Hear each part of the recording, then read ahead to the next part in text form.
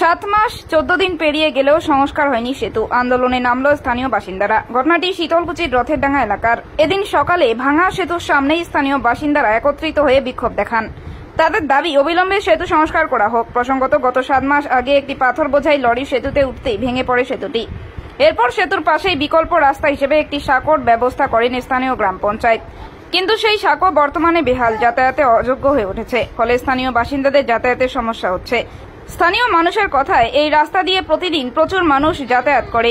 এটাই তাদের মূল রাস্তা। বর্তমানে সমস্যার সম্মুখীন হচ্ছে এলাকাবাসী। অবিলম্বে সেতু সংস্কারের দাবি জানাচ্ছেন তারা। স্থানীয় বাসিন্দারা আরো জানান, বিভিন্ন প্রশাসনিক মহলে জানিয়েও কোনো কাজের কাজ এখনো হয়নি।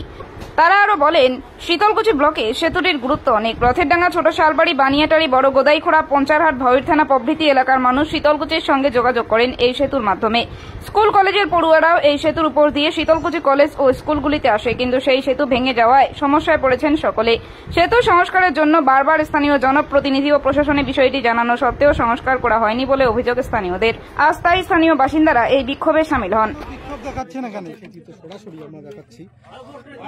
বিক্ষোভ দেখাচ্ছি লোক যাতায়াতের অসুবিধার জন্য। বাচ্চা কাচ্চারা, ছেলে মেয়ে সবাই পড়ে যায়, সাইকেল নিয়ে চলাচল করে, মেয়ে লোক পড়ে যায়। যার জন্য তো আমরা বিক্ষোভ হয়ে আমাদের এই আন্দোলন করতেছি। কত মানুষ প্রতিদিন যাতায়াত করে এই রাস্তা দিয়ে? হাজার হাজার কোটি কোটি লোক যাওয়া আসা করে, শেষ রাত্রি পর্যন্ত লোক যাওয়া আসা করে এটাই যানবাহন নিয়ে। এটাই কি আপনাদের মূল রাস্তা? এইটাই মূল রাস্তা। যেমন তোমাদের হাই রোড, আচ্ছা, সেই হাই রোডের অবরাস্তা হলো এটা। ব্রিজ তো ভেঙে যাওয়ার দীর্ঘদিন হলো, এখনো হচ্ছে না, কি বলবেন?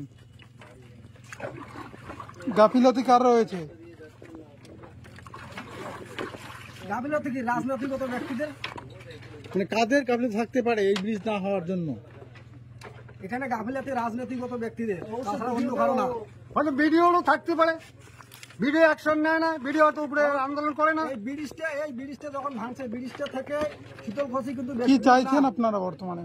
আমরা চাইতেছি এখানে ব্রিজটা যাতে তাড়াতাড়ি ভালো হয়। কি নাম আপনার? আমার নাম আব্দুল সামাদ। এই জায়গাটার নাম? এই রথেরডাঙ্গা মোড়।